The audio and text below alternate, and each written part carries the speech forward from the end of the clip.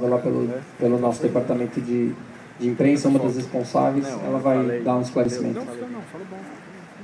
Bom, companheiros, primeiro saudar a presença e a fala a presença dos companheiros pró-subsídio e a fala do Guaraci, que é uma fala no sentido da unidade, certo? Também li o documento da comissão dos companheiros, que é decisivo.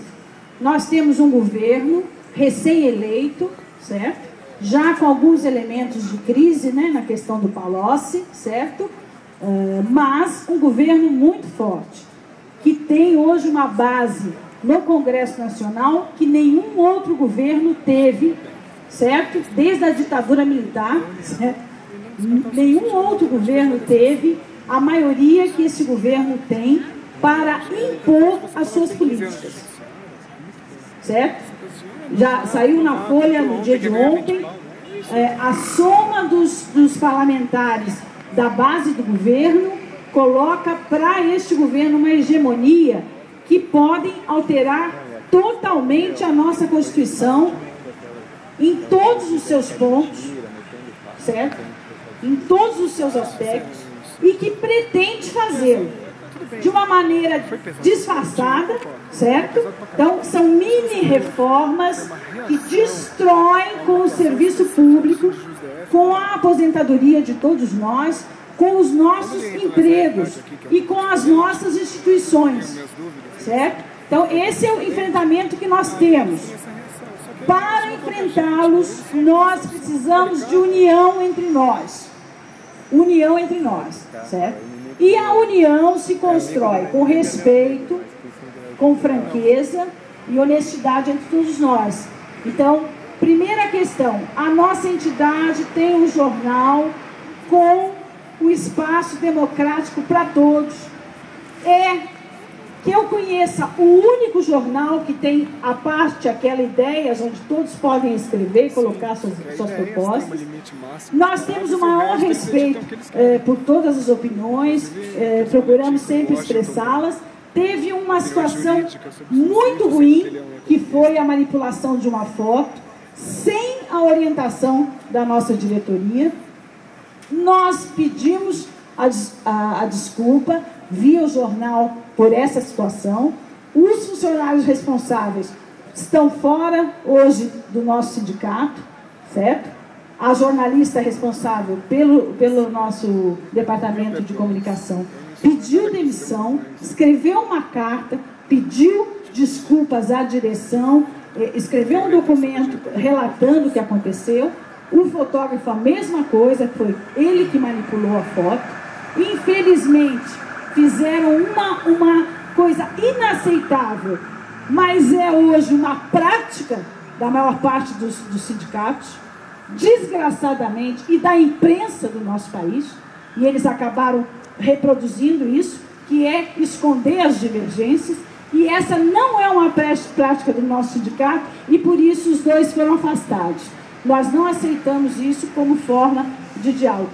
Outra questão é o documento que os companheiros escreveram do subsídio já, com uma série de mentiras. Nesse aspecto, nós estamos de acordo com a resposta que Brasília fez. Nós discutimos todas as nossas questões assim em Assembleia, e nós, São Paulo, defendemos que os nossos salários tenham o reajuste no vencimento básico, que é a única parcela da nossa remuneração que não nos podem tirar. É a única que a Constituição Federal preserva, depois da emenda 19 da reforma administrativa.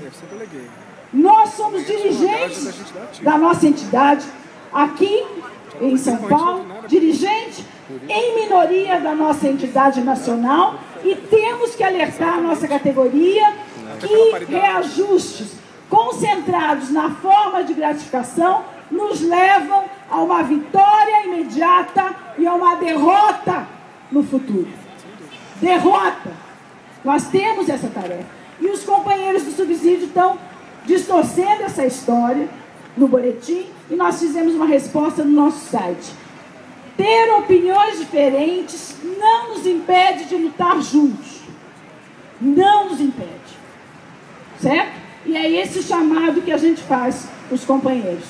Vamos lutar junto, vamos fazer uma grande assembleia no dia 9, na semana que vem, convocada por todos nós, tentando entrar em greve o quanto antes, abrindo uma negociação com o governo, com os tribunais, para que tenhamos um reajuste para todos e que preserve as conquistas que nós temos até agora, que foi com muita luta e com muita mobilização.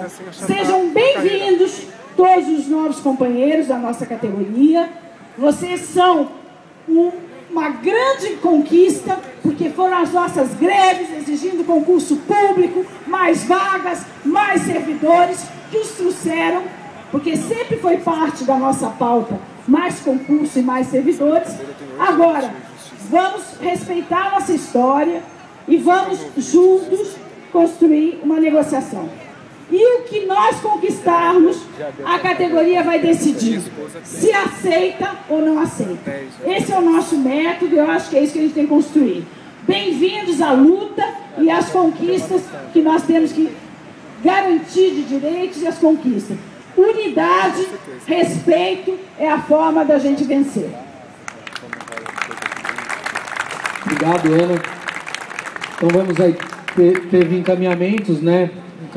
Encaminhamento do Dalmo. Assim, tem um informe. Como foi revertido aí, tá para ser publicado, a questão da compensação, você já deve ter acompanhado, né? Que a compensação agora, ela não é obrigatória, o RH não precisa mais, a partir dessa publicação, não vai precisar mais fazer o controle de horas, ela pode ser feita por trabalho, aí conversando com a chefia. Se qualquer servidor tiver problemas de exigência de compensação hora a hora, procure um sindicato, que a gente vai conversar com a chefia, que a gente já sabe que é muito difícil fazer greve e ainda mais depois ter que compensar hora a hora. Então, vamos conversar com as chefias. Então, fica dado aí o recado da compensação. E tem um informe também? A Inês, rapidinho, o informe. Boa tarde a todos. Eu queria passar, na verdade, um informe da situação nossa na Justiça do Trabalho, que é a seguinte. Acho que vocês aqui, inclusive, já estão aplicando a resolução do CNJ, que diz que os tribunais devem atender das 9 às 18, né? Devem ter atendimento ao público. Das 9 às 19. Ah, tá. Lá para nós é das 9 às 18. Bom, nós temos um problema que é uma especificidade da Justiça do Trabalho. A gente atende um público muito grande diariamente, né? Nós temos mais ou menos, tem em média entre 150 e 200 atendimentos por dia. O que acontece? A gente tem uma pessoa, não sei se aqui funciona da mesma forma, mas nós temos uma pessoa lá que atende só faz esse trabalho, que é atender ao público.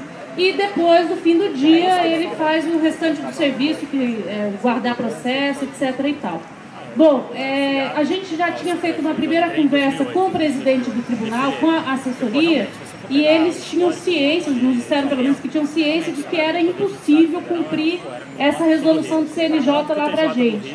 Por quê? Porque isso significa colocar mais uma pessoa para atender o público, né? Nós temos em média, na verdade a lotação máxima na Justiça do Trabalho é de 12 funcionários por secretaria.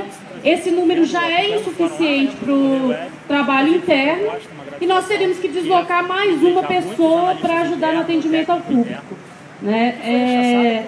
Mas infelizmente, mesmo tendo ciência de que isso iria dificultar muito a nossa vida, de que não tem condições da gente diminuir ainda mais as pessoas que fazem o serviço interno, na semana passada a presidência publicou uma resolução onde, inclusive, no primeiro considerando, ela diz que não é possível contratar mais nenhum funcionário, porque não tem quadros, não tem condições de aumentar o quadro, e porque as secretarias não comportam mais um funcionário. também não é bem verdade. Mas ela começa dizendo que não vai contratar mais ninguém e que ainda assim vai estender o atendimento ao público.